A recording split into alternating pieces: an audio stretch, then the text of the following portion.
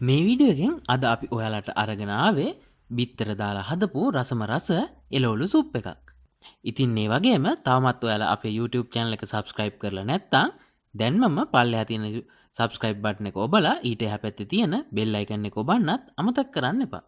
ඉතින් මේ එළවලු සුප් එක හදන්න අද අපි අරගෙන තියෙනවා පුංචියට කපාගත්ත අල ග්‍රෑම් 50යි, පරිප්පු ග්‍රෑම් 50යි, leeks ග්‍රෑම් 50යි, කැරට් ග්‍රෑම් 50යි,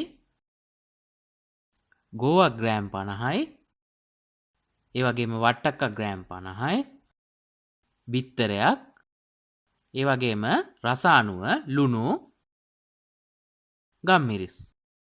මුලින්ම භාජනයක් අරගෙන ওই භාජනයට වතුර කෝප්පයක් විතර දාලා පුංචියට කපාගත්ත අල ටික දාගන්න. ඊළඟට පරිප්පු එකතු කරන්න. ඊළඟට පුංචියට කොටුවට කපාගත්ත වට්ටක්කා එකතු කරන්න. ඊළඟට ගෝවා කැරට් එකතු කරන්න. ඊළඟට ලීක්ස් එකතු කරන්න. ඔයාලා මේ සඳහා එළවලු ගන්නකොට එක ප්‍රමාණ වලින් අරගන්න. ඊට පස්සේ ඔයාලට සුප් එක හදාගන්න අවශ්‍ය ප්‍රමාණයට වතුර එකතු කරන්න. එකතු කරලා ලිපේ තියලා පියනකින් වහලා එළවලු ටික තැම්බෙන්න තියන්න. ඔන්න දැන් අපේ එළවලු හොඳට තැම්බිලා තියෙන්නේ. ඉතින් එළවලු තැම්බුණාට පස්සේ මේ පියන අයින් කරලා රස අණුව ලුණු එකතු කරන්න.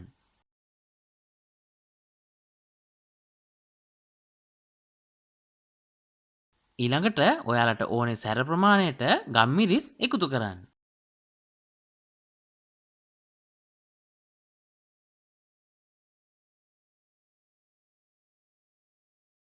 ඊට පස්සේ බිත්තරේ කඩලා මේ විදිහට බිත්තරේ එකතු කරලා හොඳින් කලවම් කරන්න. බිත්තරය දාලා කලවම් කරාට පස්සේ තවත් මිනිත්තු 2ක් පමණ ලිපේ තියන්න. ඔන්න දැන් අපේ එළවලු සුප් එක හදලා ඉවරයි. ඔයාලත් මේ විදිහට එළවලු සුප් එකක් හදලා බලන්නකො කොහොමද රස කියලා. ඉතින් මේ වගේම වීඩියෝ එක හොඳයි කියලා හිතෙනවා නම් යාළුවන්ට බලන්න ෂෙයා කරන්න. වීඩියෝ එක පිළිබඳ ඔයාලගේ අදහස් අනිවාර්යයෙන්ම කමෙන්ට් එකක් දාන්නත් අමතක කරන්න එපා.